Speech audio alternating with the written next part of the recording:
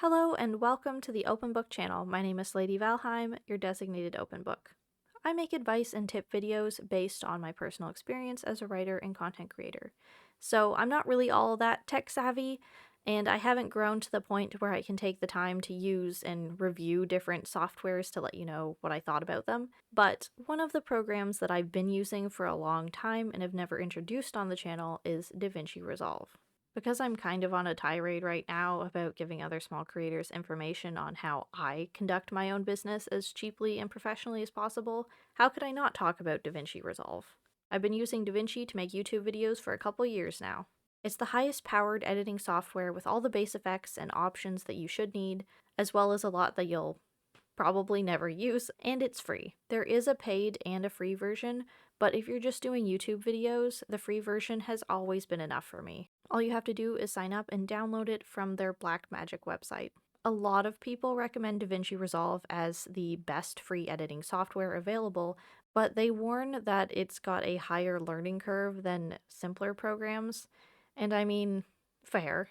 It's got a lot of buttons, but you only need to know a couple. This isn't a full tutorial in any way, but I would like to go over the basics so you can see just how not intimidating Davinci is, and then I'll point out some useful but still extra simple things to be aware of, and then a couple tips that I found out on my own that made things just so much easier. So the basics, the B key is cut for some reason, A is your regular cursor for selecting stuff, you delete with delete, and you drag stuff around your timeline just as it is. It's that easy. On a slightly more advanced note, there's some extra video information available for whatever clip or PNG that you have selected in this side window, where you can do other simple but useful things, like change the size of an image, the audio, crop, flip, so on. You can import files into your project from the Media tab, but you can also literally just have a file explorer open and drop them in directly where you want on the timeline. And there's lots of useful preset options in the export tab for file formats. There's literally a YouTube format button that you just have to push. If you are getting a little fancy with it and use a green screen and want to know that Davinci supports that, this is how you do it.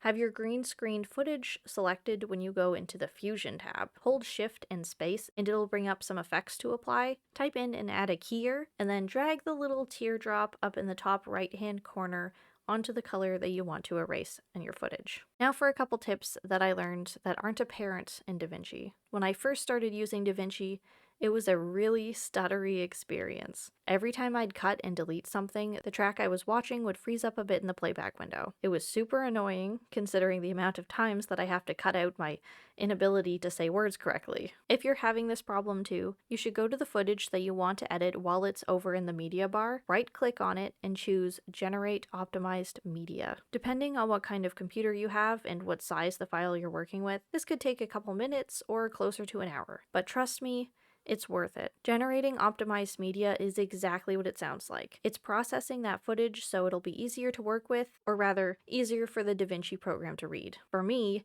that meant no more constant stutters or freezing, and it's improved my workflow immensely. My only other tip is that if you generate optimized media, you need to remember to clean out those files. When you optimize media, Davinci isn't altering the original footage that you selected. It's making a new file with that footage, so it's a bigger, less compressed file. And Davinci keeps the optimized media in a separate folder, so when you delete your original footage files, the optimized media does not automatically delete with it. I didn't know all of that when I started optimizing media, and I just kept accumulating more and more gigantic video files, and one day I was like, hey, how on earth is my computer space almost completely full? Where did all of that come from? And then I figured it out and deleted the optimized media folder, and my usage went from 95% back down to 15%. So please keep an eye on your data storage space when you generate media using Davinci. So yeah, that's all I know about Davinci. That's all I use when using Davinci to make these videos that you're watching right now. If you're looking for a strong, free software to edit videos, I'd recommend it. Don't let the professed learning curve intimidate you. I am not sponsored and I don't get anything from this, but there will be a link in the description below for you to go and download Davinci for yourself if you're interested. With the industry standard being Premiere Pro, whose subscription runs $27.99 a month, I'll take my free Davinci Resolve any day. As always, thank you so much for watching. If you'd like to support me and this channel, I'll have a link to my Ko-fi in the description below. A very special thank you to all of the current open book supporters. You're the best. And I'll see you in the next video. Bye!